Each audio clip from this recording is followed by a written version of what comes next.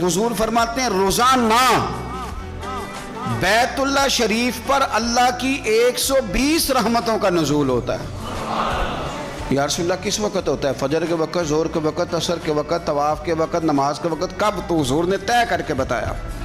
फरमाया 120 रहमतें अल्लाह खाना काबा पे नाजिल फरमाते हैं। या रसूलल्लाह कब? फरमाया 60 रहमतें तो उन पे बरसती हैं जो बैतुल्लाह का तवाफ़ करते हैं, और फरमाया 40 रहमतें उस पर बरसती हैं जो हरम शरीफ में नमाज पढ़ता है।